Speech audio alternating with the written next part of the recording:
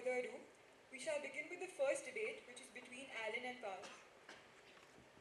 Their topic is, only the literate should be allowed to vote. I invite Soumya, the Prime Minister of Side Proposition, to express her views.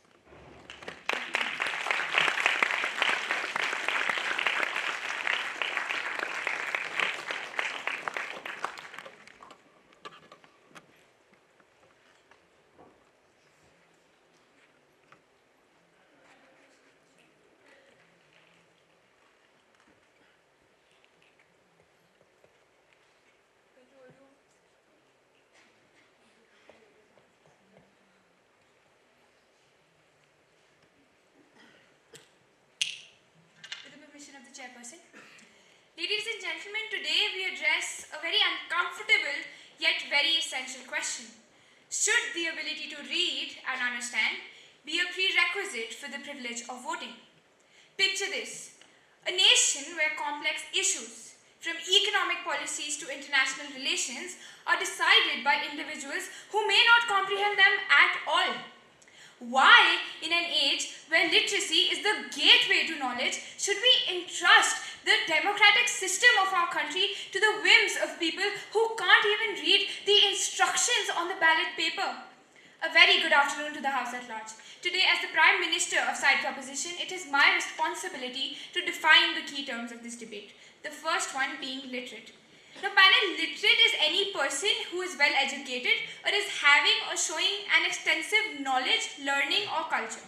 Furthermore, the key terms of this topic will be elaborated on by the Chief Whip of Side Proposition, and the second speaker will come up here and build on our case by providing his arguments.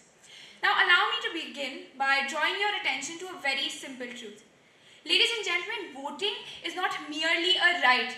It is a profound responsibility, one that requires a certain level of knowledge, of education, of discernment that goes well beyond the limit of simple button pushing at the polls.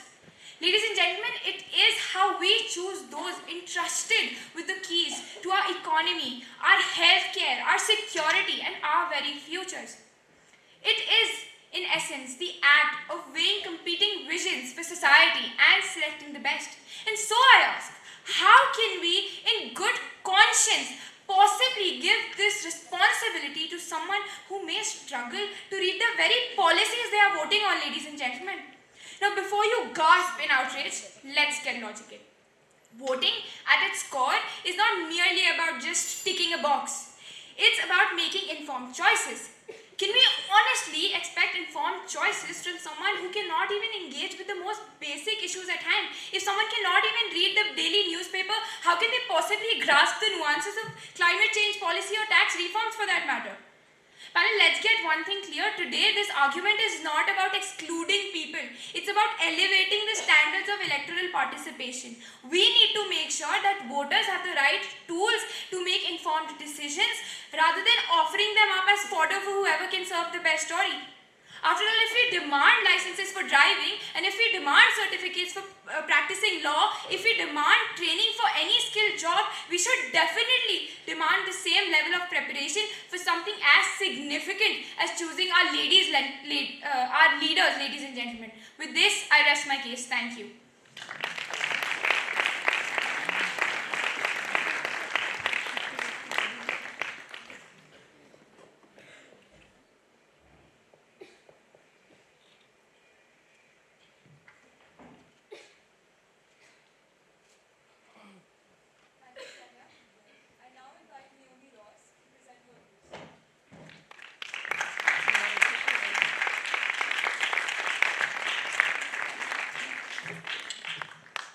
Of the chairperson, I'd like to begin. Somewhere inside all of us is the power to change the world. A very good afternoon to the House at large. As the lead speaker of Side Opposition, I will be highlighting my team's case. I will be speaking about how voting is a fundamental right and how just because people are illiterate, that does not make them incapable. Our second speaker will be talking about marginalized communities and will be addressing the benefits of the government and their issues, and will also be providing solutions for the same. Our third speaker will be summing up our team's case and providing examples and statistics to support our argument. Right at the outset, I would like to redefine the word literate for you, ladies and gentlemen. Literate refers to someone with the ability to understand and use language effectively, particularly in reading and writing. The topic today states that only such people should be allowed to vote. Now, illiterate typically refers to someone who has not had the opportunity to read or write in a particular language. Now, to begin with, I would like to point out that illiteracy does not fully control a person's intelligence, skills, or potential. Being illiterate is the result of a lack of access to education or resources, not a reflection of a person's overall capabilities. This brings me to my first argument. Literacy is not the sole indicator of a person's intelligence or capacity to understand complex issues. Many individuals possess a deep understanding of their communities, social dynamics, and the implications of political decisions, even if they cannot read or write. These individuals are adept at gathering information through oral communication, community discussions, and media they can understand. As such, they can be informed voters, capable of making decisions based on their experiences and the information available to them through alternative means. Literacy is just one of the many factors influencing a person's ability to engage with complex issues. And excluding individuals from voting based on literacy undermines the principles of equality and democracy. That brings me to my second argument. Ladies and gentlemen, a democracy only thrives when all voices are heard. Excluding individuals based on literacy limits representation and fails to acknowledge the diverse forms of knowledge and experience people possess. Everybody has a stake in societal decisions, and voting is a fundamental right that should be accessible to all. Limiting this right based on literacy goes against the principles of non-discrimination and equality. Ladies and gentlemen, rather than excluding individuals from voting, which is what side proposition supports today, society should focus on providing education and resources to support them. In this way, they can enhance their skills while still participating fully in the democratic process. Our second speaker will be speaking more about this topic. To conclude, I would like to say that allowing illiterate people to vote is essential for upholding democratic principles, ensuring representation, and fostering societal inclusion. And it is extremely vital to empower all citizens. Ladies and gentlemen, a democracy is not just about who can read or write, but it's about who can think, feel, and participate in the shaping of their own lives. Thank you.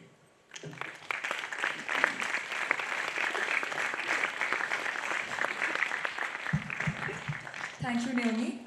I now invite the Deputy Prime Minister of Side Proposition, Arif Puri, to present his views.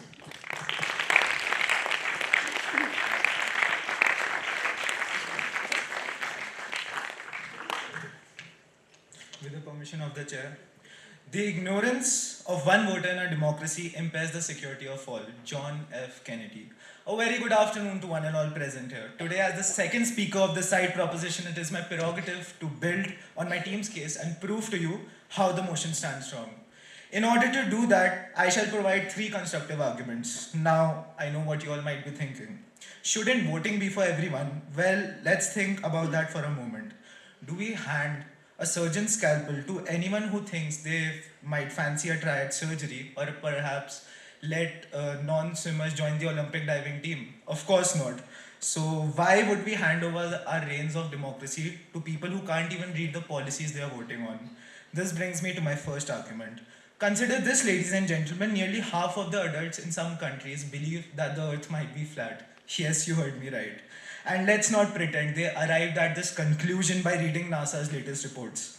Can we honestly let these same people decide on matters of science policy or funding for education? Or does the side opposition seriously believe as these people reach for the ballot box, we simply trust they'll go with their gut and get it right by accident? Let's be clear. If a person cannot read, they are at the mercy of whoever tells them what to think. In such cases, ladies and gentlemen, our democracy should not be a playground for manipulation. Ensuring that only literate individuals vote is a measure of protection, not elitism. Moving on to my next argument, ladies and gentlemen, wouldn't allowing only literate people to vote be a motivation for literacy itself, rather than allowing illiteracy to persist? Wouldn't a policy like this inspire the governments to prioritize education for all? By requiring literacy to vote, we are signaling that literacy is essential to full participation in society, an ideal we should uphold and celebrate. After all, we demand licenses to drive on our roads. Then why should we not require the basic skill of literacy to participate in steering our nation? My third argument is based on the simple fact that countries with higher literacy rates typically have more robust and effective democracies. Why? Because literacy is both a personal and a public good, giving citizens tools to engage actively and responsibly. Moreover, with countries with high literacy rates often pass policies benefiting long-term societal welfare like environmental protection, education funding, and healthcare reform. Literate voters are more likely to think ahead rather than vote only on immediate concerns. Let me finish by saying this: supporting literacy as a voting requirement is common sense. A literate electorate is an informed electorate, and an informed electorate, well, that's the foundation of a healthy democracy. Thank you.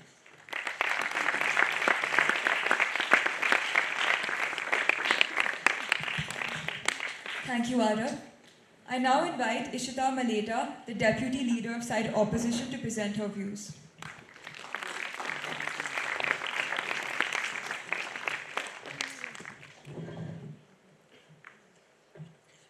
Good afternoon to the House at large. Today, I, Ishita Maleta, stand before you to further my team's stance. Ladies and gentlemen, the argument at hand today is one that severely threatens everything that our country stands for. Allow me to elaborate.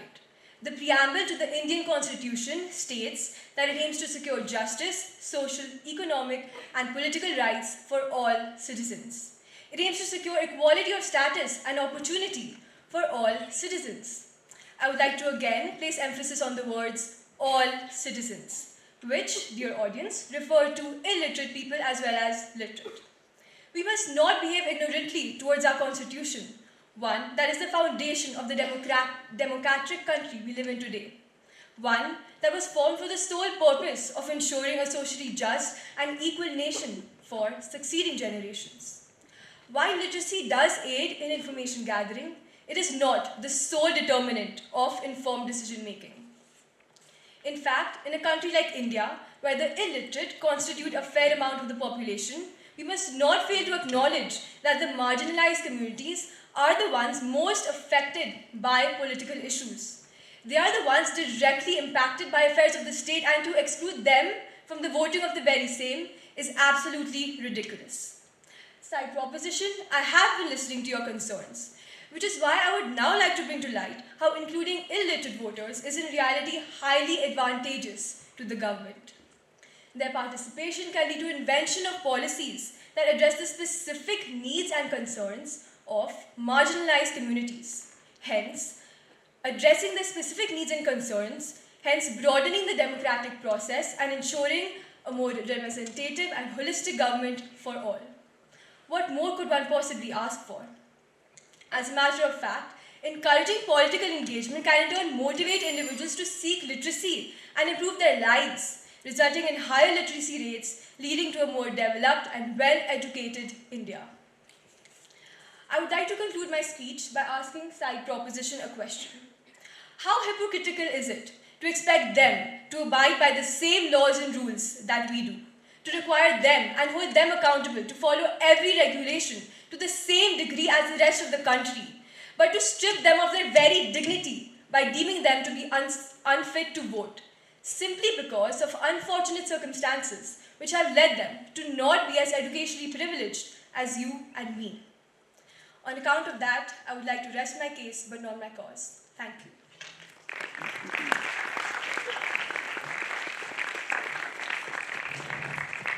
Thank you, Ishita.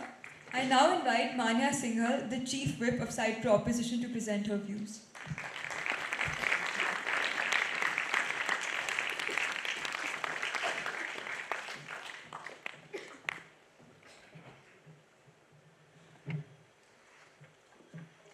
Good afternoon to the House at large. As the Chief Whip of the Side Proposition, the part of my responsibility is to sum up the arguments put forth by my team. And I would like to remind you of the two most important topics in today's debate, which are literate and vote. Firstly, I would like to tell you about the difference between literate and illiterate, so that everyone is clear about the actual definition of literate. So a person who is able to read and write is called a literate person, and a person who is unable to read and write is called an illiterate person. Now, what is the actual definition of vote? To vote, in technical terms, means to formally indicate a choice or an opinion by marking on a piece of paper or holding up one's hand in an election or a meeting. Now, the fact of the matter is that illiterate people find themselves very easily swayed and manipulated by these unscrupulous political agents. This is because they are unable to conduct their own research to verify the truth of all sorts of claims made by these agents. They simply take their word for it and are unable to make informed decisions. Literate people, on the other hand, are able to conduct and ascertain whether the tall claims made by these political agents are worthy of being considered or not. Ladies and gentlemen, how can a person who cannot even read a number on the bus be expected to choose the right leaders of the nation? Another argument that I must put before you is that most illiterate people belong to the economically disadvantaged sections of the society. They live a hand-to-mouth existence, and this makes it easier for these corrupt political agents to take advantage of the impoverished state and buy their votes by handing out meager supplies of food, money, and other necessities that they so desperately require. And this is the reason why these illiterate people find themselves unwittingly voting for these corrupt and self-seeking politicians. Now, I would like to mention that by allowing only the literate people to vote, it will increase the chances of choosing the right leaders of the nation who will not make any false promises and will actually work towards the welfare of the nation. Now suppose a person who cannot write his name is expected to vote just because he has been bribed by the party or the party has promised them to vote for them so that they will take care of their problems as soon as they come to power. But ladies and gentlemen, let me tell you, the moment these political agents come to power, they will forget about the very existence of these illiterate people and will cater to the vested interests and not to the well-being of the weaker sections of society. Now, allowing illiterate people to vote, it will increase the chances of errors of judgment and will put the reins of the nation in the hands of these corrupt and self-seeking politicians.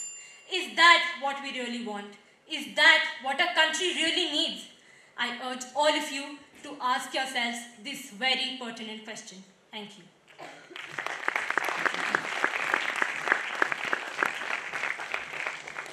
Thank you, Manya. I now invite Naman Baranwal, the Chief Whip of Side Opposition, to present his views. Justice, equality, liberty, and fraternity. The very values on which the Constitution of India was adopted in 1949, declaring our beautiful country a sovereign, socialist, secular, and most importantly, a democratic republic. Keeping this in mind and still trying to take away the constitutional right to vote from a significant portion of our population is blatant terrorism against these core values. Good afternoon to the House at large. I, as the Chief Whip, will now be summing up our arguments. Touching upon the topic of the Constitution from before, taking away the right to vote from the illiterate will be violating the values of liberty and equality as well as the principles of democracy itself, which says that every citizen, and may I repeat, every citizen, regardless of their level of education, have the right to participate in the democratic process. Ladies and gentlemen, the side proposition is openly deeming the illiterate part of society to be non-citizens while also disrespecting the esteemed makers of the Constitution on top of that. Let me ask all of you a question. What makes us all so self-entitled to believe that if we are literate enough, we are smart enough to vote, and that the illiterate are so stupid that they need to be discriminated against? Because ladies and gentlemen, if the side proposition seriously believes that fair elections can only be held without the illiterate, I'm afraid the corruption has eaten them up as well. In April of this year, the ECI revealed that it had recovered inducements worth over $550 million since March, the largest amount in the country's 75-year-old electorate history, with Gujarat 82.4% literacy rate having the most drugs seized, Tamil Nadu 82.9% literacy rate having the most cash seized, and Karnataka 77.2% literacy rate having the most liquor seized. Now supposing this utopian fantasy of the side proposition does come true, in theory it may sound possible, but in practicality is where the biggest problem lies. Determining someone's literacy is a very subjective process. It could lead to disenfranchisement of marginal groups, particularly those from lower socioeconomic backgrounds. With India being such a massive country with different castes, cultures, and beliefs, this subjective definition of literacy could lead to racism and oppression within the country and may also be the cause of a civil war. Another partition is the last thing we need. We as human beings have a duty of inclusion and equality, and with literacy being a skill learned throughout life, denying those who are not at the required societal level is disincentive to life learning itself. As a great man once said, a man without a vote is a man without protection. Thank you.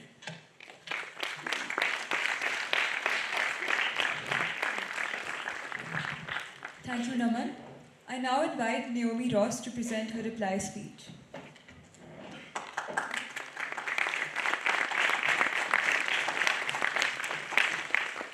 Very good afternoon to the House once again. Today's side proposition has told us a very cheesy story, much like Swiss cheese. Now, Swiss cheese is the one with all the holes in it.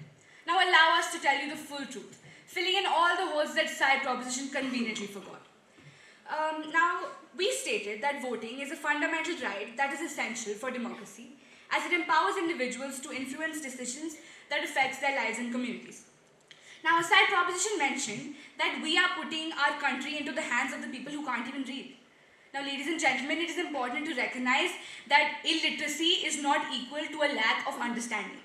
To facilitate this, implementing voter education campaigns, as my second speaker spoke about, can equip illiterate citizens with the knowledge they need to engage effectively in the electoral process. Side proposition also said that not allowing the illiterate people to vote encourages them to seek education. But ladies and gentlemen, participation in voting can motivate the illiterate individuals to pursue literacy as a means to improve their own lives. Ultimately, including them in the voting process not only empowers them, but also leads to a government that more accurately reflects the needs of all its constituents, fostering a more equitable society. The proposition today spoke about how people are easily manipulated and persuaded. Now, ladies and gentlemen, there is a difference between manipulating and getting manipulated. Even the highest of people, the smartest of people get manipulated, whether they be literate or not. Now, instead of excluding the illiterate from society, we should focus on helping them. Ladies and gentlemen, a democracy is for the people, of the people, and by the people. And it is completely unfair if all the people are not allowed to participate in choosing the people who lead their own country. I mean, the next thing we know, we'll be requiring everybody to take a pop quiz on Shakespeare before they can cast a vote. To end, I would like to say that side proposition today has excluded the illiterate from society and voting, while we have provided solutions. Engaging all citizens in voting, regardless of literacy, enriches the electoral process and creates a more representative and just society. Thank you.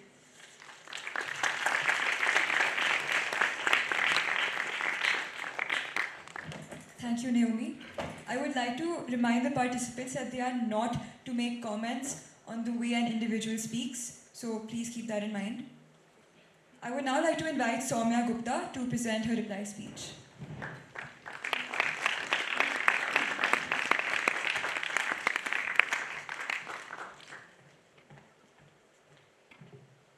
With the permission of the chairperson.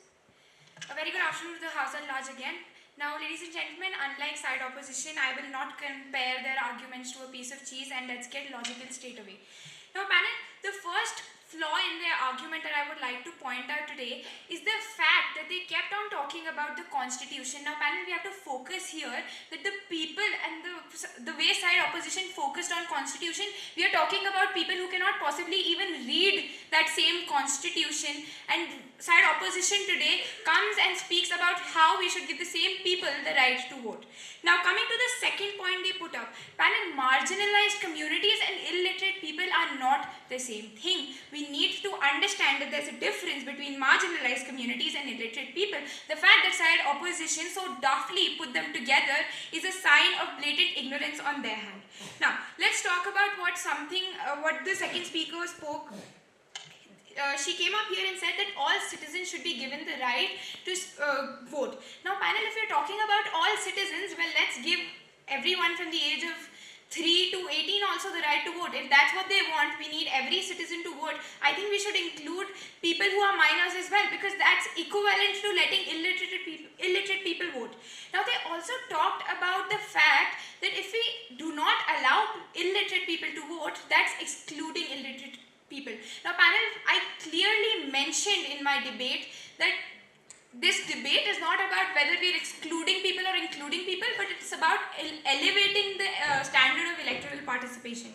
We need to understand that the only solution to this problem here is to make sure that people have the necessary tools to make informed decisions, instead of just coming up here and saying that everyone should be heard and everyone's vote counts. Because I would agree with them, but then we'd both be wrong.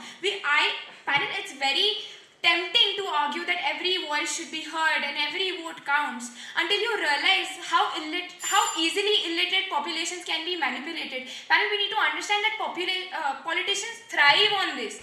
Just a few heart-wrenching stories here and there, a few catchy jingles, and a candidate's popularity soars, ladies and gentlemen. With this, I rest my case. Thank you.